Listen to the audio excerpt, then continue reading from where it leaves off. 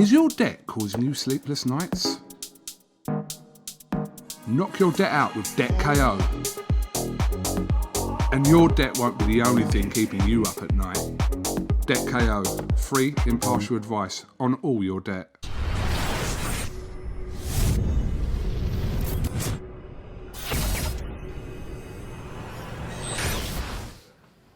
This is AHMED for IFL TV in association with MTK Global, joined by Sam Jones for the first time in a long time on camera. We've been zooming it, yeah. Of course, I had an interview with your man John Hedges down here. Today you're in London, done a podcast I know with Florian Marco and Ultimate Boxer. Before we talk any of that, it's only right that we talk about one of the biggest domestic heavyweight fights, biggest domestic fights in general we've had for years in Daniel Dubois and Joe Joyce.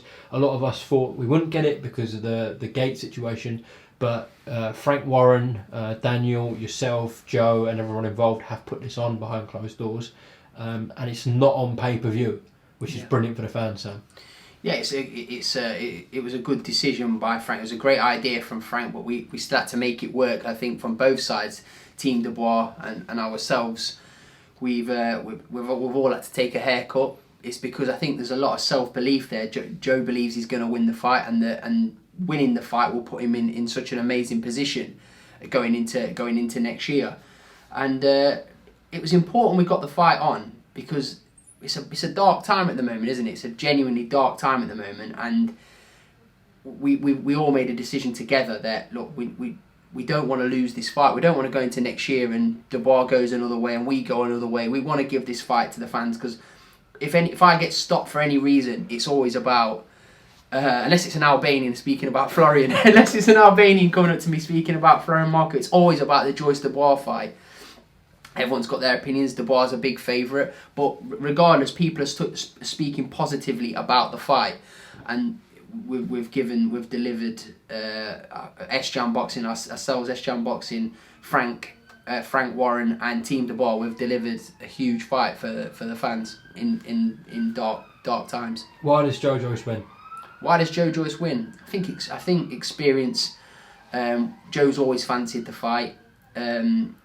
Is he going to have to take a few? Yeah, definitely. Dubois is a huge puncher. He's very young. But inexperienced, very, very inexperienced. Joe Joyce has all the pedigree in the world. He's faced better people than Dubois in his career, albeit yet maybe not as a professional, but still, you look at the opponents Joe's been in with, although Bermain Stavern was not in the best shape, it was still Bermain Stavern, and last thing you lose is a punch. And Bermain Stavern connected with Joe Joyce. Joe in that I wasn't really a fan of that performance with Joe and Stavern, but if you look at who Joe's been in the ring with as a professional and definitely as an amateur, it's night and day between the two. Daniel Dubois, who's he really fought, amateur or professional? Nobody. It's that's just my opinion. Everyone's entitled to their opinion, especially that's why what makes the fight so special. Dubois is definitely the favourite going into it. If you only got to look at the odds to see that, but we believe in Joe. We believe in Joe, and most importantly, Joe believes in himself. I think most people though in boxing that you speak to either say it's going to be Dubois early, and if you can't get rid of him after 4 or 5, then Joe's got a really, really good chance. Yeah, I think people underestimate Joe's power as well. I think people think that he's not, because you've seen Dubois. Listen, it's plain to see Dubois is a huge puncher, but again, who's he knocked out? It's like you go back to the Kevin Johnson fight and he couldn't open Kevin Johnson up. What about sparring stories though in Dubois? Yeah, there's loads of sparring stories about Dubois, but like, what is sparring really? There's loads of sparring stories when it comes to him and Hrgovic had some interesting spars apparently, which didn't go Dubois' way. But it's just sparring, isn't it? This is a professional fight with no head guards on and 10-ounce gloves. And Dubois looked nothing other than spectacular at the moment. You've got to give him credit. He's done everything asked of him as a professional, but he has had everything his own way. He has definitely had everything his own way. Joe's had much harder tests as a professional, and as I say, especially as an amateur. It's just a great fight, and like whether you want Dubois to win or Joe to win, you're not even. It's on subscription now, so the fans are getting a treat there, and I hope everyone enjoys the fight because it's for them. I appreciate you you can't go into too much detail about this, but obviously both Daniel and Joe would have had to take a massive pay cut without the gate being there, and it's not on pay-per-view. Yeah. But they're still financially being looked after reasonably well, Sam? Yeah, of course, it's still on both sides. It's for both of them. It's their career highest paydays, and yeah, look, we've had to take a haircut, a skin fade. had to take haircuts, but we didn't want to let this fight go, especially for the fans and especially for the size of the fight, profile wise for both guys. It's a huge fight. And if the fight didn't happen this year, I genuinely believe, and I was saying this to Frank as well, I genuinely believe if it didn't happen this year, then the fight's gone forever. And I didn't want to be involved in something like that, where they're like, oh, I wish that fight would have happened. Look, it's credit to Daniel Dubois' team, credit to ourselves, credit to Frank, BT, that we've made the fight happen, and it is genuinely it's cliche for the fans, but it genuinely is. It's dubbed as for the fans, and it really is for the fans. When you and Joe were told that it's not going to be on pay-per-view, what was your reaction? I was okay. I was okay about it. It was just, what are the figures? Yeah, fair enough. What are the figures? And look, we've made it work. It wasn't what we want. It wasn't what we deserve. It wasn't what the fight deserves. I'm sure, as I say, for Dubois as well, Dubois and Joe deserves more, but again, we didn't want to let this fight go. And as I say, it's credit to everybody. Frank, because Frank as a promoter, there was a huge gate coming to watch the fight. That's gone. Everybody from all sides, Joe, Daniel, and Queensberry Promotions have took a big loss on this, but the fans deserve it. The same way Bob Arum's giving the subscription viewers Teofimo Lopez against Lomachenko. That's a great fight, and it's subscription. So this is what should be happening. More of this should be happening in boxing at the moment. Of course, Bob had a lot to say about Sky's pay-per-view model. I love it when Bob goes on his rants. I love it when he goes on his rants. What did you make of? Listen, Joshua's going to be on pay-per-view. That's to be expected. Yeah, of course. White Povetkin too, considering the first one was on pay-per-view. Yeah.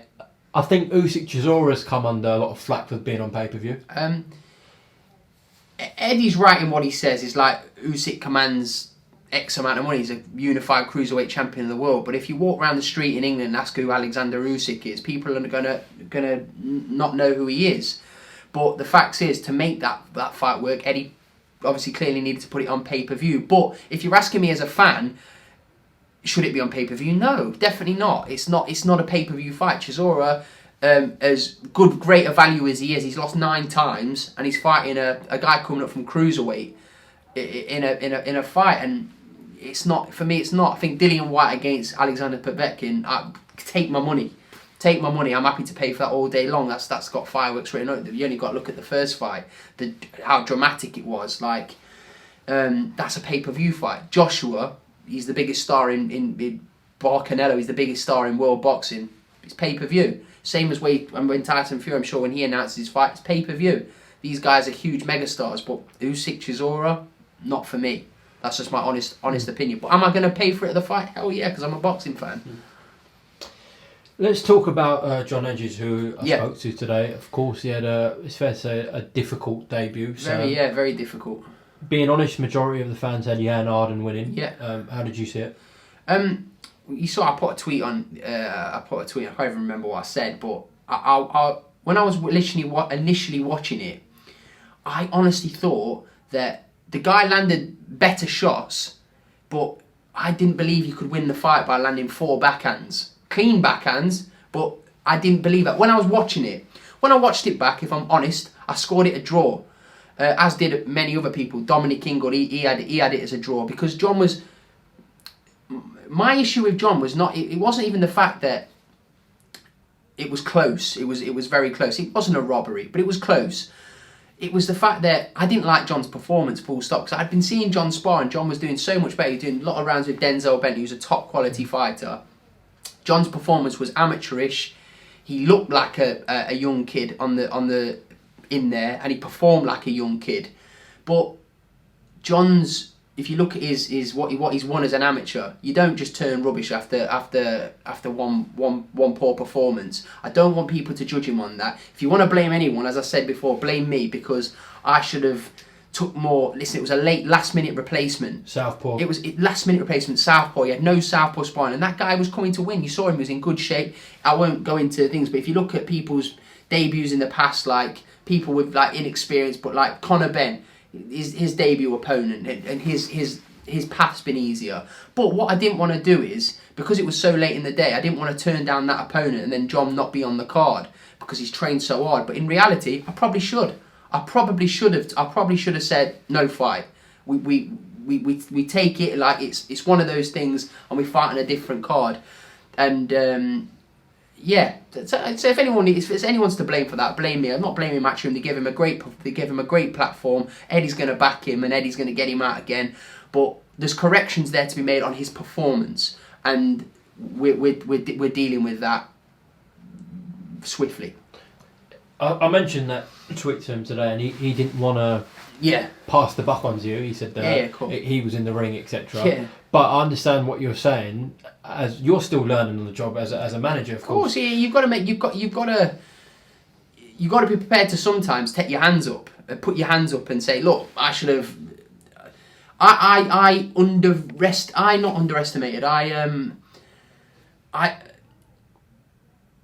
John what he's done in the amateurs and what he's achieved, I thought, beat this guy no problem.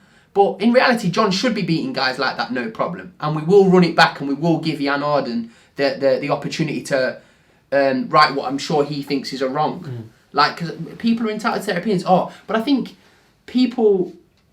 I wasn't happy with the commentary as well. Like, I got a lot of time for Adam Smith. I really respect Matthew Macklin, someone very, very respected in the game. But I was just thinking, when I watched it back, like, it's like you've got him losing already, like the whole fight, and it's only into round one. I think when you expect someone to have their debut, expect an easy 1 round knockout, and it wasn't that. That kid came especially to win. Like, it wasn't a guy just tucking up, arms up, letting John let his hands go, which is what a debut kind of should be.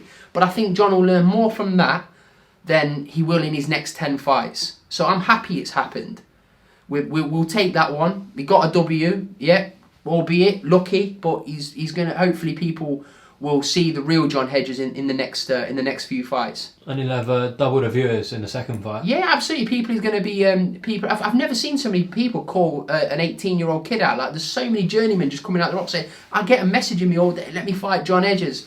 So look, was it a great performance? No, but has it done his profile any harm? No, not at all. More eyeballs on his next fight. But if anyone's to blame me for that, no problem. Give the kid a break. He's 18 years old. Let him learn, and we believe in the process, and we believe how good he is. And let me tell you, he is very, very good, and he will keep improving. Sam, 2 questions in one here. Yeah. What's happening with Lerone Richards, and secondly, what did you make of Umar Sadiq's performance against Chudinov? What do you want me to start with first? Go on, Lerone. What's happening with him? Lerone's got a big fight being announced very, very shortly. Can't talk too much about that yet. Contracts are all but done, and hopefully it'll be a big announcement in the next week or so. Domestic opponent? No. Okay, at least you told us that. Yeah, and what did you make of Sadiq's performance in Russia? Genuinely heroic.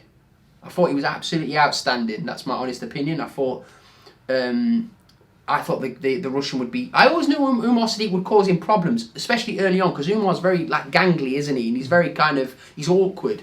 But Umar showed everything in that fight: balls, heart, determination, everything. And I would have loved to have seen him go out on his at least on points. But I think the judges had him up. One of the judges had him up. I honestly had him losing a close fight. And obviously it was in Russia as well. Hard to get a decision there. But I thought Umar he's done his profile, no harm there whatsoever. I thought he was absolutely outstanding. And I know he was quite bad after the fight. I think he was in hospital after the fight, so we just wish him a swift recovery. And but yeah, Umar was fantastic in that fight, fantastic. But Lerone's got his own path now. Who knows Future down the line? Yeah. That fight's still there. But Umar chose to go and fight Chudinov. Lerone, we had to move on, and we're doing our thing. But Umar was fantastic in that fight. How's he getting on with Dave Caldwell? Very, very good. You'll see in his next performance. Definite improvements. Okay, so Florian Marco is entered the Ultimate Boxer. Yeah. Just tell us about that. We've done a mini deal with Ultimate Boxer, where listen, he's been getting a great platform, hasn't he? Chief support on all the cards for the last 3 fights. It's a good platform to keep building Florian's fan base. Not so much in Albania because he's a huge star there, but definitely in the United Kingdom. The next fight for Ultimate Boxer is going to be shown on ITV as well, so it's going to be huge for him. I will ask about Conor Benn because Florian obviously was screaming for that Conor Benn fight. His opponent's just been announced today. What do you make of that matchup with Conor? It's a very dangerous fight, and again, fair play to Conor Benn. I was just telling you not long ago, wasn't I? I'm a big fan of Conor Benn. Like he does want to fight. I do believe it. I think Conor Benn wants to fight everybody, and I think he's kind of got that chip on his shoulder that people say, oh, it's his father because of his dad. But fair play to Conor Benn, he's taken on all challenges. I just hope that the fight with Florian happens because stylistically it's an amazing fight. Both of them come to fight and they'll meet each other in the middle of the ring, and I hope that fight happens next year. How's Guido? Guido's fine. Obviously, I don't make excuses. Anyone knows that I wouldn't make excuses, but Guido probably shouldn't have been in the ring that night as well. And he had an infection before he went out to Las Vegas. He was on antibiotics and he was just weak because of it. But he was okay. But he didn't have. Listen, things happen. Kingsley Ebay's no mug either. But we'll run that fight back, and I'm certain Guido's going to do a job on him the next time. But great learning experience for Guido. No excuses. It is what it is. How did you score it? How did I score it? Yeah. I had Guido winning. Honestly, I did. I had Guido winning. I think that it could have gone either way. I wouldn't have complained if it would have gone to eBay, but I thought, as I say, because it's all because Guido's the home fighter, and because Guido didn't spectacularly knock him out, people have like, oh, Guido's lost there. But I had Guido edging it. Was that on the same weekend as John? Yeah. Okay, so a difficult one where a lot of fans thought both your fighters lost the majority. Yeah, of course, yeah. How were you after that on the Monday? Listen, boxing's hard, isn't it? Boxing's not easy. You've got to take the good. You've got to. When it's good, it's good. When it's bad, it's bad. And like it is what it is. Like the more I think about it, I'm happy what's happened with John because he's going to learn from it. Guido, he's going to learn from it. Guido's super talented. He'll come back from that, and we'll run it back. And Guido will fight eBay again. Okay. Done some weight, you have? I've lost some weight. Yeah, I've been training hard. To be fair, I've been training really hard. Last 7 weeks I've been training with Kurt Gibbons. Shout out Kurt Gibbons, amazing trainer. I just think he's the best trainer in the world. He's got a fat kid like me in shape, so he must be pretty special. So yeah, shout out Kurt Gibbons for whipping me into some good shape. Finally got a few abs to show off. My cheeks aren't as fat. You'd have put some weight back on in Hakkasan right now. Yeah. Just been to Hakkasan, just flipping noodles and rice and broke the diet a little bit. But yeah, it is what it is. You've got to live, haven't you? Everything in moderation. A couple of more things, Sam. Mm-hmm. What do you make of Deontay Wilder's contract expiring? A lot of people thinking that he stalled on purpose, so he didn't want to fight Tyson Fury. What have you made of the situation? Again, I don't really know. I just think that when people are saying, "Oh, Deontay Wilder shouldn't take the rematch," like if he's not taking this rematch with Tyson Fury, which will be his biggest payday. Shot at the world title to get retribution because he didn't just get beaten his last fight, did he? He got absolutely battered. That's what happened. And if you're not taking this rematch, he's probably going to retire, isn't he? Let's be honest. He's going to retire because what do you really do? What's your explanation? Like I think Tyson's beat him twice, to be honest. And bear in mind, I'm a big fan of Deontay Wilder. Huge puncher, very exciting, comes to knock you out, but no interesting points. He's like fan friendly, isn't he, Deontay Wilder?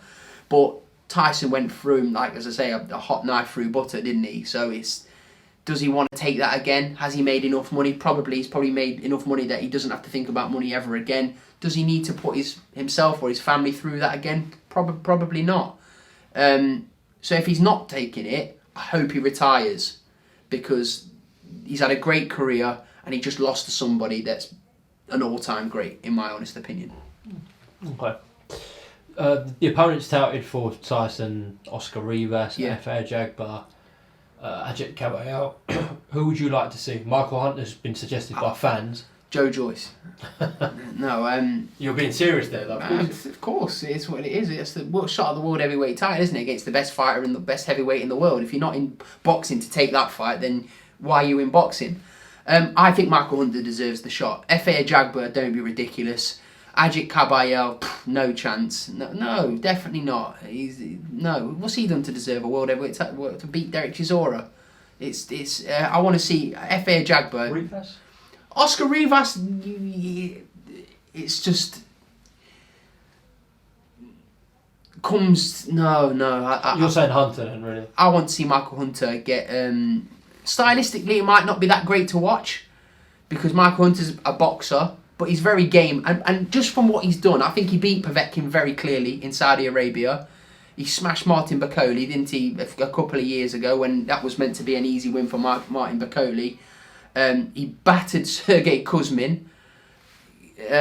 He deserves a chance, doesn't he? He's the proper bogeyman of the division, Michael Hunter. I've loads of respect for Mike. I'm a big fan of watching him. He deserves, if you're going to do an Apollo Creed style pick of an opponent, like what he did when he chose Rocky. You know, you've seen that. Surely you've watched Rocky. All Rocky films. Surely you've watched it. When he's flipping through the book, Michael Hunter deserves the crack at for me out of anybody. How's Billy Nelson? He was my inspiration to get some abs more. I was getting that way. I was becoming a young Billy Nelson during lockdown, minus the nasal hairs. But yeah, I'm sure he's all right. Joe's gonna be sparring Martin Bakole very soon. To be fair, again, which is gonna be interesting. It's always great spars. Soon?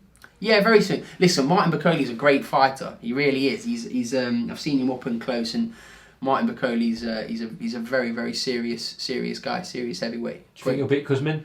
Martin Bakole, yeah, I think he'll beat Kuzmin, yeah. When do you think he gets right in the mix? It depends. He needs a marquee kind of name, doesn't he? Because he's not exactly a massive draw, is he? He's just not a big draw, is he? Like he just isn't. So, but I hope he does because look, he's another great heavyweight, another very good heavyweight added to the thriving division at the moment. So, I'm sure he'll get his chance. Just the last one to finish on. You teamed up with Behind the Gloves today. The announcement came in. Just talk to me about that. Yeah, it's a big move for my company, SJAM Boxing. Michelle's been around the game a long time. She's got a big organisation with Behind the Gloves. We just think that it's a great collaboration. It's great for both sides. Great for us ourselves and as a company that's building. But yeah, very, very proud of that. Thanks for bringing that up, Umar. But you're still talking to IFL TV, yeah? Always, mate. Always talk to IFL. Loyal to IFL TV. Okay, Sam Jones, thank you very much for your time today. Thank you for taking me out for some nice Chinese food, Umar. Oh, I didn't take you where we split the bill, so just put that on You camera. paid more, I made sure of it. Okay, Sam, listen, I'm sure we're going to catch up soon. Plenty of time before Dubois-Joyce. Yeah. Is there anything you'd like to add before we go? No, just everyone tune into the fight, the Joyce Dubois fight, and just, as I say, whether you're supporting Joe, whether you're supporting Daniel, just tune into the fight and enjoy it because these fights don't come around very often. Top man, Sam, thank you. Cheers, mate. Is your debt causing you sleepless nights? Knock your debt out with Debt KO. And your debt won't be the only thing keeping you up at night. Debt KO, free impartial advice on all your debt.